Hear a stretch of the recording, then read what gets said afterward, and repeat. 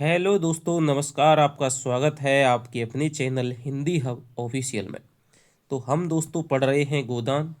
और पिछले 17 भाग तक हमने पढ़ लिया था। 17वें भाग में हमने देखा कि होरी के दोनों बैलों को भूला खोल करके ले गया था, जिससे कि अब उसे बुआई में दिक्कत आ रही है। शोभा के पास भी थी, पुन्नी के पास भी गोई थी, लेकिन उनसे बुआई कैसे होती, पहले उनकी ही नहीं हो पा रही थी। तो वो दूसरों के खेतों में मजदूरी करता है। मजदूरी से जो कुछ अन्न मिलता है उससे वो उसका खाना पीना चलता है। लेकिन जब तक बुआई चलती रही तब तक तो खाने की दिक्कत नहीं हुई। लेकिन जैसे ही बुआई ख़त्म हुई तब तक खाने के लाले पड़ गए। शाम को बैठे हुए हैं, घर में खाना नहीं बना है। रूपा है वो रो रही है और भूख उसे विशेष लग रही है, और वो आग मांगने के बहाने पुनिया के घर यानी अपनी चाची के घर चली जाती है। वहाँ देखती है कि बथुआ का साग और बाजरे की रोटी पक रही है। तो वो कहती है कि भाई मुझे बाजरे की रोटी बहुत अच्छी लगती है। और इस तरह वो वहाँ पर क्या है, पेट भर के रोटी खाती है। इधर होरी के पास में कौन आता है, दाता दीन आता है, और वो कहते हैं कि अब की बार तो तुम्हारे जो खेत हैं वो परती रह गए। तो वो कह रहा है कि भाई परती तो रहेंगी, अब क्या करूं। वो कहता है कि तुमने बैल जाने दिए, नहीं तो बैल जाते नहीं। तो वो कहता है कि मेरे होते हुए तुम्हारे खेत ऐसे कैसे परती रह जाएंगे। भाई मैं तुम्हें बीज दे दूंगा, मैं तुम्हारी बुआई करा दूंगा, तो तुम मुझे आधा तुम्हें देना पड़ेगा। मैंने तुम्हारे ऊपर डांड नहीं लगाया था, वो तो झिंगुरी सिंह की और लाला पटेश्वरी की कारस्तानी थी। मैंने तो कम करवाने की कोशिश की थी, केवल पंचों के कहने भर से उसमें बैठ गया था। वो कहता है कि चलो खाना वाना बनाए कि नहीं बनाए, बीज अभी तोल देता हूँ, और वो जौ दे देता है, जिससे कि गृहस्थी है वो चल निकलती है। सुबह होरी के खेतों की बुआई हो जाती है। सारे लोग मिलकर के काम करते हैं। इसके अलावा जो ऊख की सिंचाई है वो भी हो जाती है। अब दाता दीन का एक बेटा था माता दीन, उसका भी दोस्तों घर में आना जाना हो गया था। उसकी नज़र झुनिया पर थी और वो किसी न किसी बहाने से आता रहता था। एक दिन ऐसे ही आ जाता है और वो झुनिया से बातचीत करने लगता है कि तुमने क्या देखकर उस गोबर के साथ में आ गई। वो तो बड़ा क्या निकला, बेवफा निकला, छोड़ कर के भाग गया। इस तरह का लफंगा लड़का था, उसकी बुराइयां करता है। सीधा सा मतलब ये था कि वो झुनिया को फंसाने के चक्कर में है। थोड़ी देर बाद सोना आ जाती है, जो उसकी बातचीतों में विघ्न डाल देती है, और वो उसको समझाती है कि बड़ा ही ये लफंगा है, इससे बच करके रहना। दोनों में विनोद, हंसी विनोद की बातचीतें होती है कि भाई तुम्हारी शादी हो गई जवान से बूढ़े से। तो सोना भी कहती है। इसके बाद में हम देखते हैं कि एक शक्कर की मिल खुली थी, जो कि किसकी द्वारा खुली गई थी, खन्ना के द्वारा ही खुली गई थी। उसके जो लोग हैं वो गांव में घूम घूम करके खड़ी ऊख कोई खरीद लेते थे, और खड़ी ऊख खरीद लेते थे, लोगों में ये फैलाते थे कि भाई अब चीनी बिकेगी, गुड़ से सस्ती चीनी बिकेगी। तो उन्हें लगता था गांव वालों को, भाई जब चीनी ही इतनी सस्ती बिकेगी तो गुड़ को कौन खरीदेगा। तो उन्होंने सारे गांव वाले बेच रहे थे। दिक्कत ये थी होरी कैसे बेचे, क्योंकि यदि ऊख बिचेगी तो दिन दहाड़े बिकेगी, और उसके रुपयों को ले लेंगे कौन, जो सारे जो साहू हैं वो ही ले लेंगे। उसके हाथ में रुपए ही नहीं आने पाएंगे। शोभा होरी बातचीत करते हैं कि किसी तरह से क्या है, ऊख के रुपए हमको मिल जाए, इनको नहीं मिले। लेकिन उन्हें पता है, वो कहते हैं कि भाई हाकिम मुनीम को क्या है, पैसे पीछे की कह देंगे और पीछे रुपए लेकर आएंगे, कह देंगे कि अभी रुपए आए ही नहीं। तो ऊख की कटाई होती है, तभी दुलारी सहुआइन अपने रुपए मांगने आती है। मंगरू साहा रुपए मांगने आते हैं। इसके अलावा दाता दीन है, वो तो मांग ही नहीं सकते थे क्योंकि दोनों ने साझे की खेती कर रखी थी। इसके बाद झिंगुरी सिंह नहीं आता है, क्योंकि झिंगुरी सिंह तो उस मिल के बाहर ही आसन लगा करके बैठ गया था। जो भी कमाई होती उसमें से लेता अपना और उसको काट करके दे देता।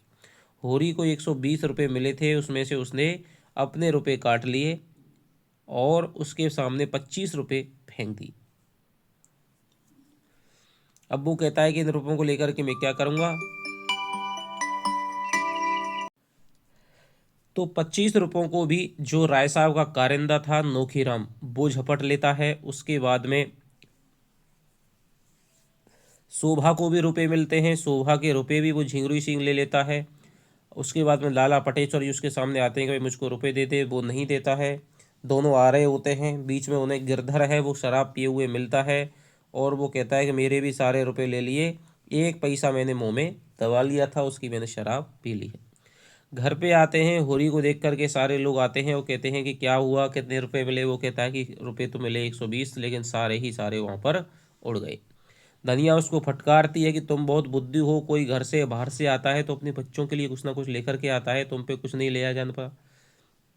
इस तरह की बातें वो कहती है। तो होरी को अपने जो गलती है वो महसूस होती है।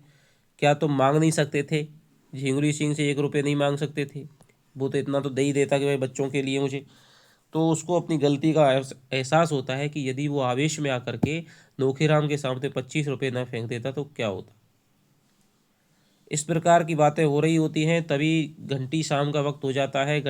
मंदिर की घंटी सुनाई देती है, जहाँ पर एक ध्यान सिंह नाम के ठाकुर रहते हैं, जो कि सिपाही 10 साल बाद सिपाही फौज में से आए हैं। और वो आरती वारती करा रहे हैं, कथा करा रहे हैं, जिससे कि उनकी शादी हो जाए। आए थे जब 1-1 किलो बेना भेजा था सबके घर में। और अब होरी है वहाँ जाना चाहता, लेकिन उसको ख्याल आता है आरती में देने के लिए उसके पास तो कुछ नहीं है। वो कहता है कि भगवान के सामने भगवान को जरूरत नहीं है, लेकिन मर्यादा को निभाए तो करना पड़ता है। वो कहता है रहने दो, लेकिन पुरुष के मन में आता है कि जमाना चाहे कुछ भी सोचे, लेकिन वो आरती के पुण्य को नहीं छोड़ सकता। तो ये सारी बातें होती हैं दोस्तों। अब हम पढ़ते हैं 18वें आज के भाग को। चलिए, आशा करता हूँ कि आपको उपन्यास है वो पसंद आ रहा होगा। यदि आप शुरू से दोस्तों पढ़ेंगे तो मैं कह रहा हूँ आपको पता लगेगा कि हम कितनी मजबूती के साथ में उपन्यास को पढ़ रहे हैं। और यदि आपको मेहनत है थोड़ी सी पसंद आ रही हो तो लाइक कर दीजिए कि और पूरी वीडियो आप देखिएगा। खन्ना और गोविंदी में नहीं पड़ती। क्यों नहीं पड़ती यह बताना कठिन है। ज्योतिष के हिसाब से उनके ग्रहों में कोई विरोध है। हालांकि विवाह के समय ग्रह और नक्षत्र खूब मिला लिए गए थे। काम शास्त्र के हिसाब से इस अनबन का और कोई रहस्य हो सकता है, और मनोविज्ञान वाले कुछ और ही कारण खोज सकते हैं। हम तो इतना ही जानते हैं कि उनमें नहीं पड़ती। खन्ना धनवान हैं, रसिक हैं, मिलनसार हैं, रूपवान हैं, अच्छे खासे पढ़े लिखे हैं, नगर के विशिष्ट पुरुषों में हैं। गोविंदी अप्सरा ना हो पर रूपवती अवश्य है। गेहुआ रंग, लज्जाशील आंखें जो एक बार सामने उठकर फिर झुक जाती हैं। कपोलों पर लाली ना हो पर चिकनापन है। गात कोमल, अंग विन्यास सुडौल, गोल बाहें, मुख पर एक प्रकार की एरुचि जिसमें कुछ गर्व की झलक भी है। मानो संसार के व्यवहार और व्यापार को हेय समझती है। खन्ना के पास विलास के ऊपरी साधनों की कमी नहीं। अव्वल दर्जे का बंगला है, अव्वल दर्जे का फर्नीचर, अव्वल दर्जे की कार और अपार धन।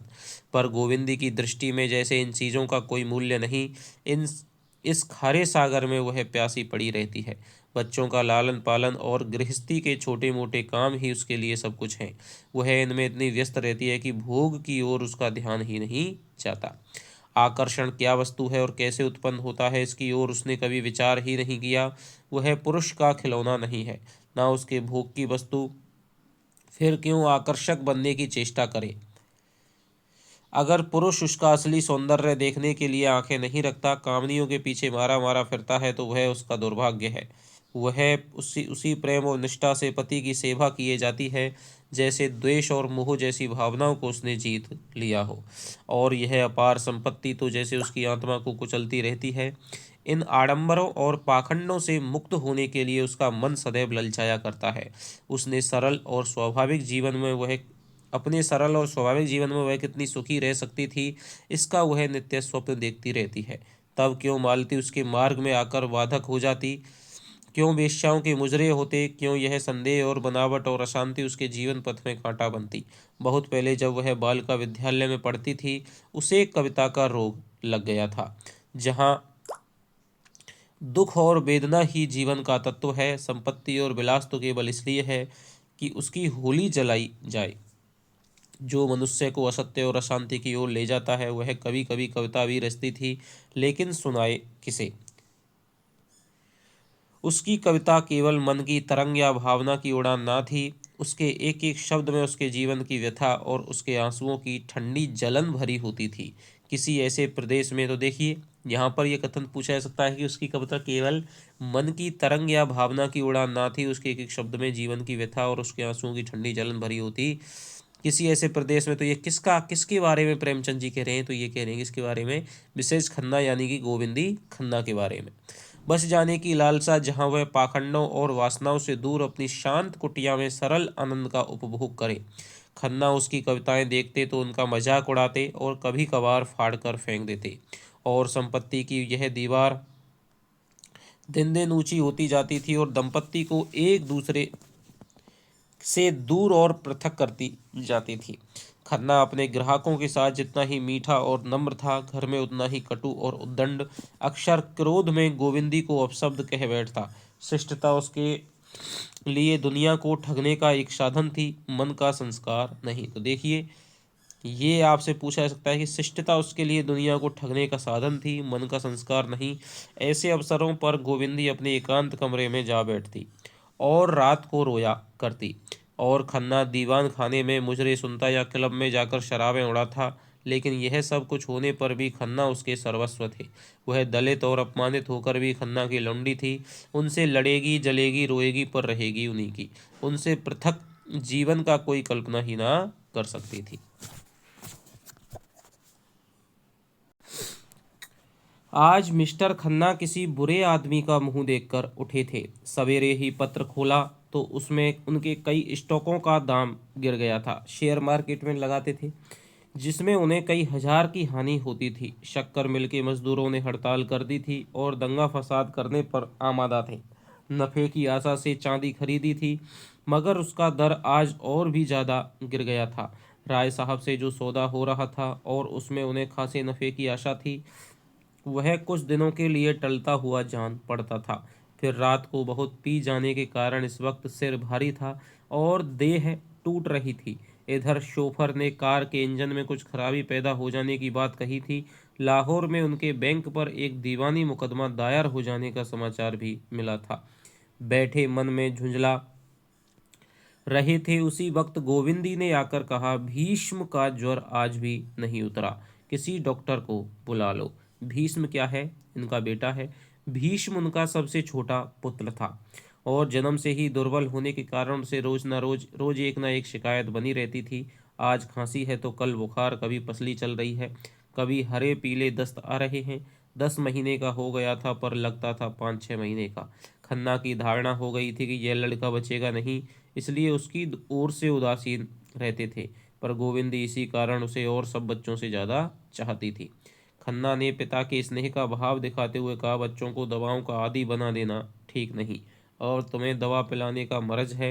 जरा कुछ हुआ और डॉक्टर को बुलाओ। एक रोज और देखो, आज तीसरा ही दिन है, शायद आज आप ही उतर जाए। गोविंदी ने आग्रह किया। 3 दिन से नहीं उतरा, घरेलू दवाएं करके हार गई। खन्ना ने पूछा, अच्छी बात है, बुला लेता हूँ। किसे बुलाऊं? बुला लो डॉक्टर नाग को। अच्छी बात है, उन्हीं को बुलाता हूँ, मगर यह समझ लो कि नाम हो जाने से कोई ही अच्छा डॉक्टर नहीं हो जाता। नाग फीस चाहे जितनी ले लें, उनकी दवा से किसी को अच्छा होते नहीं देखा। वह तो मरीजों को स्वर्ग भेजने के लिए मशहूर है। तो देखिए, खन्ना है वो किसको बुलाना चाहते हैं? मालती को ही बुलाना चाहते हैं। तो जिसे चाहे बुला लो, मैंने तो नाग को इसलिए कहा था कि वह कई बार आ चुके हैं। मिस मालती को क्यों ना बुला लूं? फीस भी कम, बच्चों का हाल लेडी डॉक्टर जैसा समझेगी, कोई मर्द डॉक्टर नहीं समझ सकता। गोविंदी ने जलकर कहा, मैं मिस मालती को डॉक्टर नहीं समझती। खन्ना ने भी तेज आंखें आंखों से देखकर कहा, वह तो इंग्लैंड घास खोदने गई थी ना, और हजारों आदमियों को आज जीवन दान दे रही है, यह सब कुछ नहीं है? होगा, मुझे उन पर भरोसा नहीं है। वह मर्दों के दिल का इलाज कर लें और किसी की दवा उसके पास नहीं है। बन ठन गई। खन्ना गरजने लगे, गोविंदी बरसने लगी। उनके बीच में मालती का नाम आ जाना मानो लड़ाई का अल्टीमेटम था। खन्ना ने सारे कागजों को जमीन पर फेंक कर कहा, तुम्हारे साथ जिंदगी तल्ख हो गई। गोविंदी ने नुकीले स्वर में कहा, तो मालती से ब्याह कर लो ना, अभी क्या बिगड़ा है? अगर वहाँ दाल गली, तुम मुझे क्या समझती हो? यही कि मालती तुम जैसों को अपना गुलाम बनाकर रखना चाहती है, पति बनाकर नहीं। तुम्हारी निगाह में मैं इतना जलील हूँ? और उन्होंने इसके विरुद्ध प्रमाण देना शुरू किया। मालती जितना उसका आदर करती है, उतना शायद ही किसी का करती हो। राय साहब और राजा साहब को मुंह तक नहीं लगाती,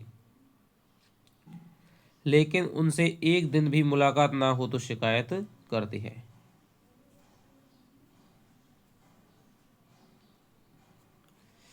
गोविंदी ने इन प्रमाणों को एक फूंक में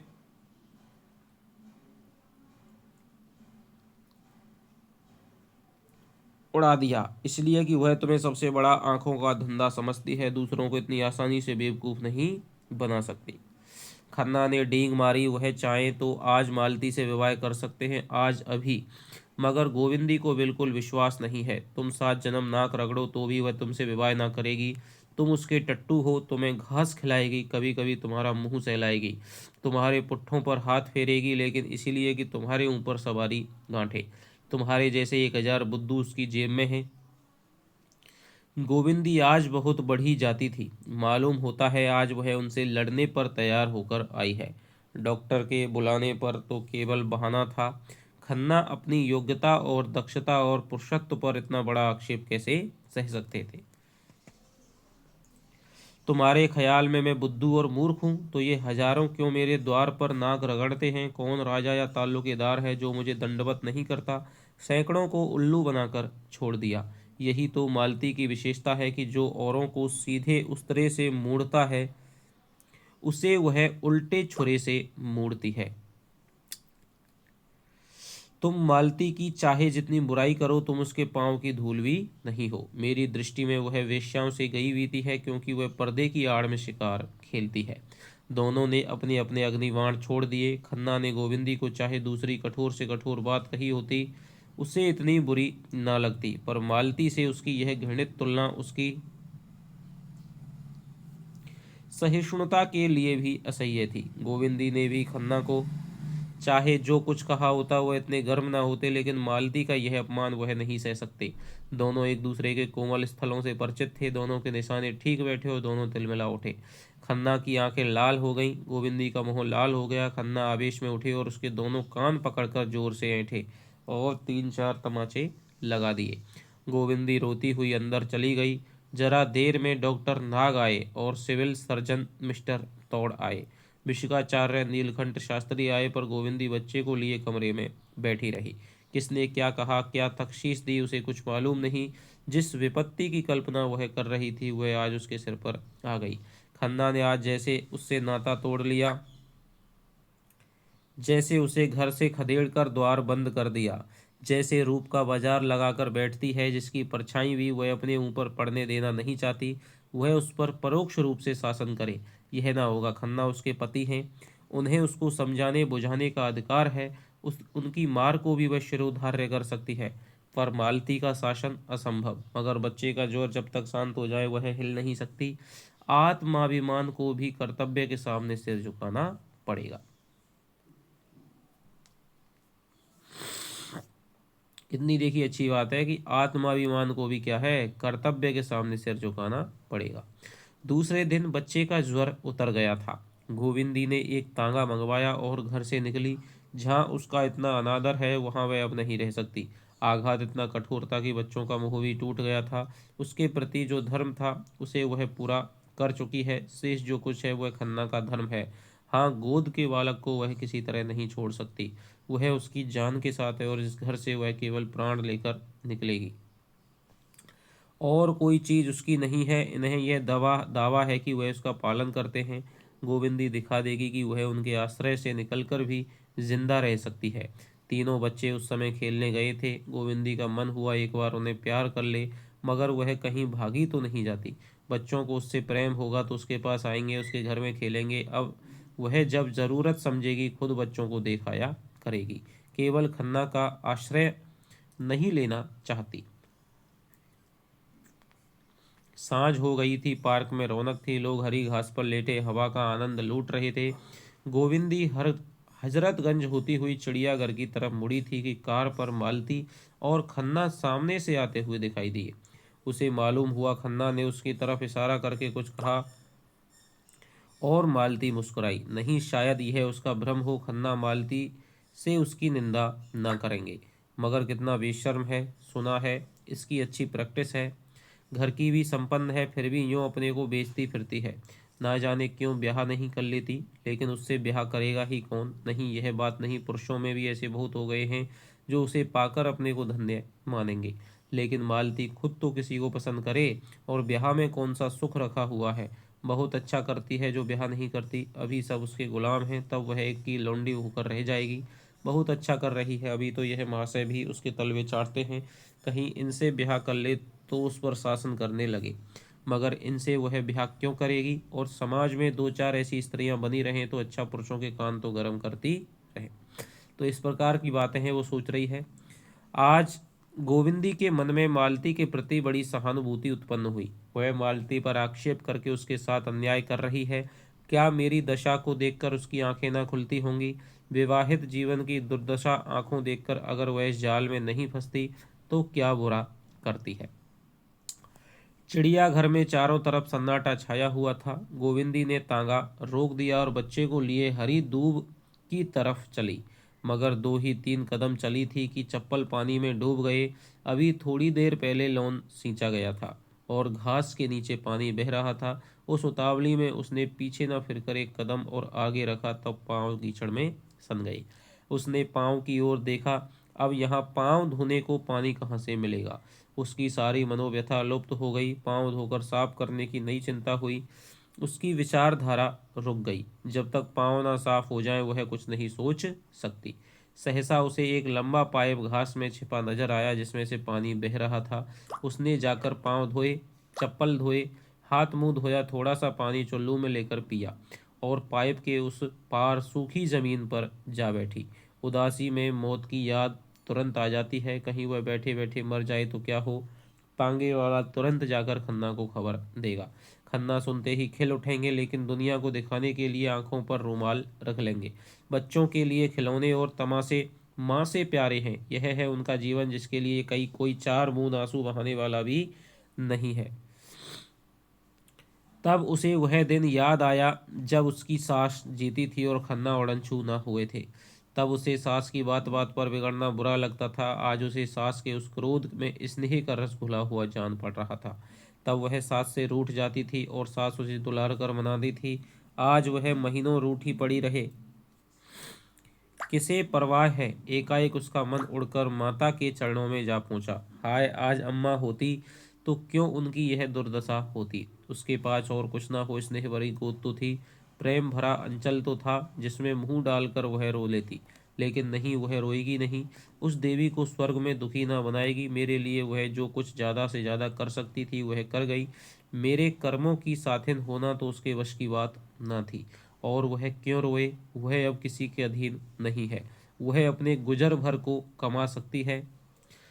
वह कल ही गांधी आश्रम से चीजें लेकर बेचना शुरू कर देगी। शर्म किस बात की, यही तो होगा। लोग उंगलियां दिखा कर कहेंगे वह जा रही खन्ना की बीवी। लेकिन इस शहर में रहूं क्यों? किसी दूसरे शहर में क्यों ना चली जाऊं जहां मुझे कोई जानता ही ना हो। 10-20 रुपए कमा लेना ऐसा क्या मुश्किल है? अपने पसीने की कमाई तो खाऊंगी, फिर तो कोई मुझ पर रौब ना जमाएगा। यह महाशय इसीलिए कि इतना मिजाज करते हैं कि वह मेरा पालन करते हैं। मैं अब खुद अपना पालन करूंगी। सहसा उसने मेहता को अपनी तरफ आते देखा। उसे उलझन हुई। इस वक्त वह संपूर्ण एकांत चाहती थी। किसी से बोलने की इच्छा न थी, मगर यहाँ भी एक महाशय आ ही गई। उस पर बच्चा भी रोने लगा था। मेहता ने समीप आकर विस्मय के साथ पूछा, आप इस वक्त यहाँ कैसे आ गई? गोविंदी ने बालक को चुप कराते हुए कहा, उसी तरह जैसे आप आ गए। मेहता ने मुस्कुराकर कहा, मेरी बात न चलाइए। धोबी का कुत्ता न घर का न घाट का, लाइए मैं बच्चे को चुप करा दूं। आपने यह कला कब सीखी? अभ्यास करना चाहता हूँ इसकी परीक्षा जो होगी। अच्छा, परीक्षा के दिन करीब आ गए। यह तो मेरी तैयारी पर है। जब तैयार हो जाऊंगा बैठ जाऊंगा। छोटी छोटी उपाधियों के लिए हम पढ़ पढ़ कर आंखें फोड़ लिया करते हैं। यह तो जीवन व्यापार की परीक्षा है। यानी शादी की बात चल रही है। अच्छी बात है, मैं भी देखूंगी आप किस ग्रेड में पास होते हैं। यह कहते हुए उसने बीवी को उनकी गोद में दिया। उन्होंने बच्चे को कई बार उछाला तो वह चुप हो गया। बालकों की तरह डींग मार मार कर बोला, देखा आपने कैसे मंत्र के जोर से चुप कर दिया। अब मैं भी कहीं एक बच्चा लाऊंगा। गोविंदी ने विनोद किया, बच्चा ही लाइएगा या उसकी माँ भी? मेहता ने विनोद भरी निराशा से सिर हिलाकर कहा, ऐसी औरत तो कहीं मिलती ही नहीं। क्यों, मिस मालती नहीं है? सुंदरी, शिक्षित, गुणवती, मनोहारिणी, और आप क्या चाहते हैं? मिस मालती में वह एक बात भी नहीं है जो मैं अपनी स्त्री में देखना चाहता हूँ। गोविंदी ने इस कुत्सा का आनंद लेते हुए कहा, उसमें क्या बुराई है सुनूं, भौरे तो हमेशा घिरे रहते हैं। मैंने सुना है आजकल पुरुषों को ऐसी ही औरतें पसंद आती हैं।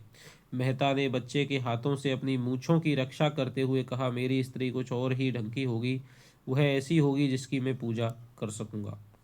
गोविंदी अपनी हंसी ना रोक सकी। तो आप स्त्री नहीं कोई प्रतिमा चाहते हैं? स्त्री तो ऐसी आपको शायद ही कहीं मिले। जी नहीं, ऐसी एक देवी इसी शहर में है। सच, मैं भी उसके दर्शन करती और इसी तरह बनने की चेष्टा करती।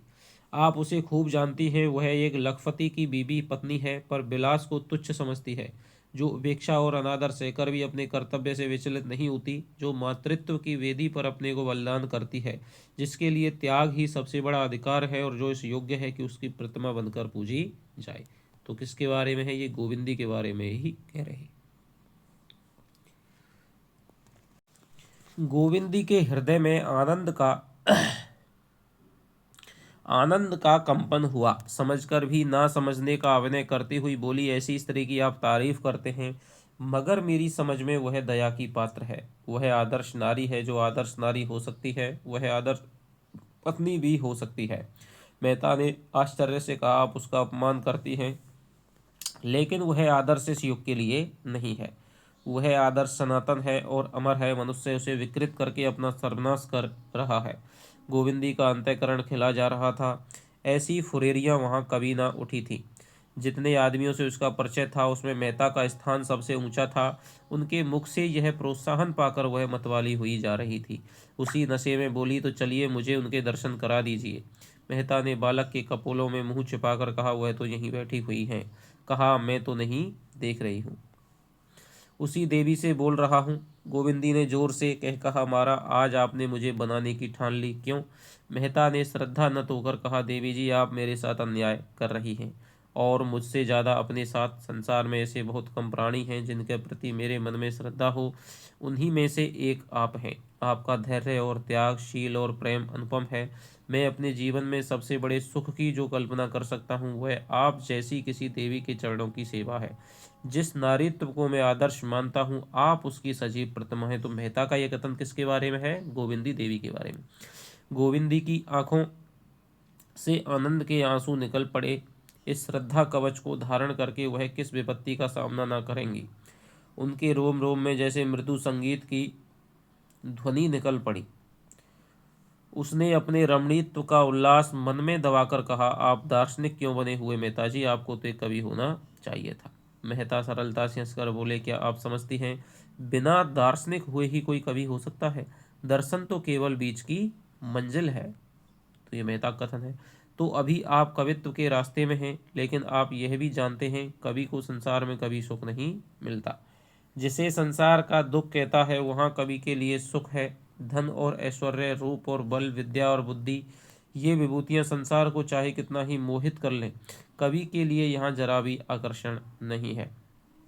उसके मोद और आकर्षण की वस्तु तो बुझी हुई आशाएं, मिटी हुई स्मृतियां, टूटे हुए हृदय के आंसू हैं।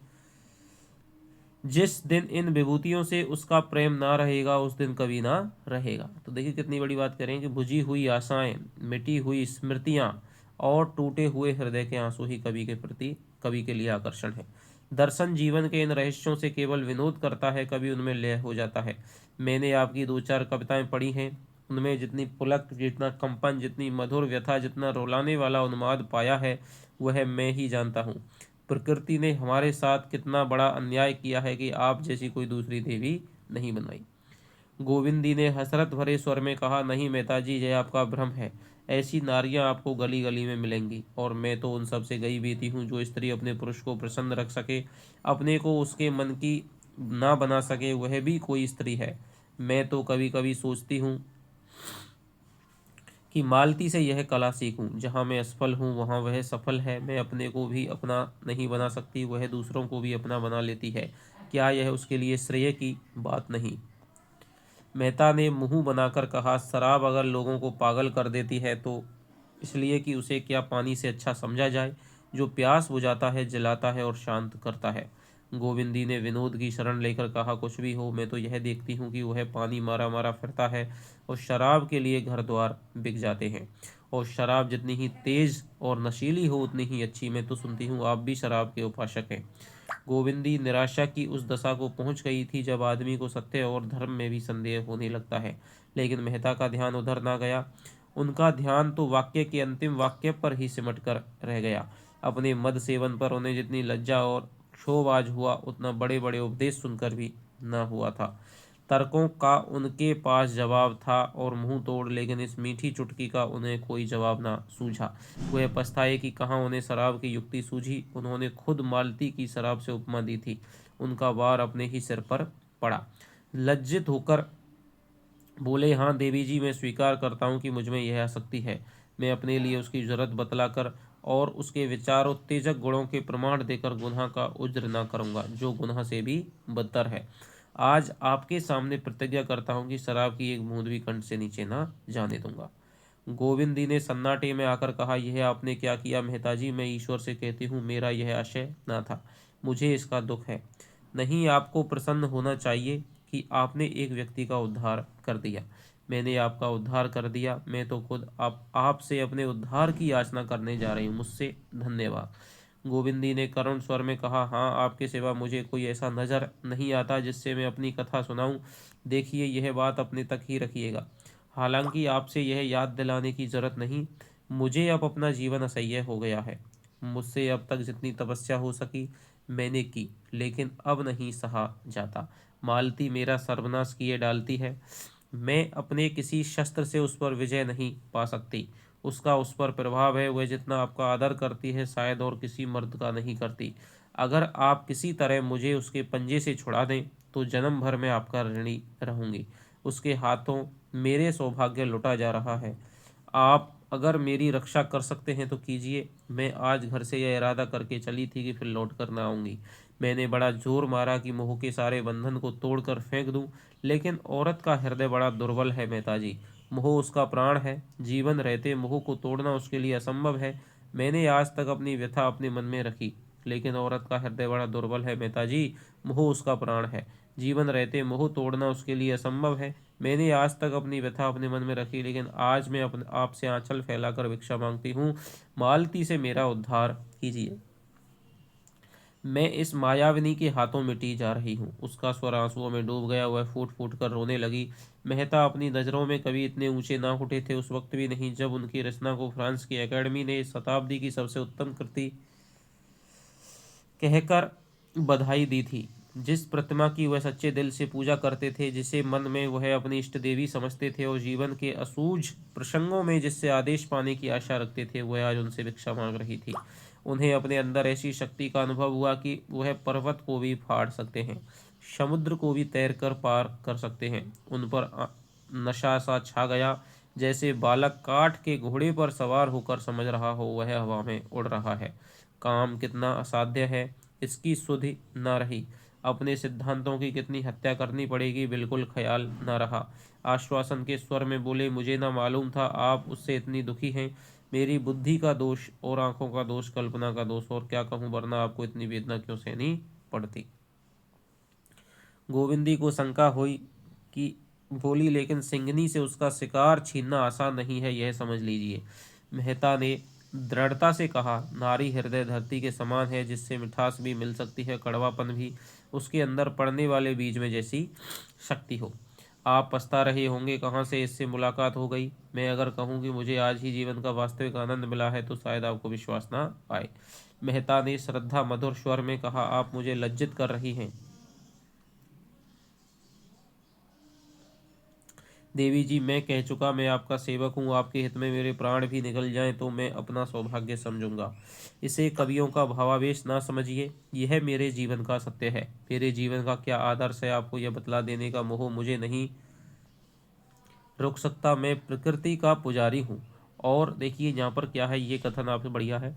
और मनुष्य को उसके प्राकृतिक रूप में देखना चाहता हूँ, जो प्रसन्न होकर हंसता है, दुखी होकर रोता है और क्रोध में आकर मार डालता है, जो दुख और सुख दोनों का दमन करते हैं, जो रोने को कमजोरी और हंसने को हल्कापन समझते हैं, उनसे मेरा कोई मेल नहीं। जीवन मेरे लिए आनंद में क्रीड़ा है, सरल स्वच्छंद जहाँ गुस्सा ईर्ष्या जलन के लिए कोई स्थान नहीं।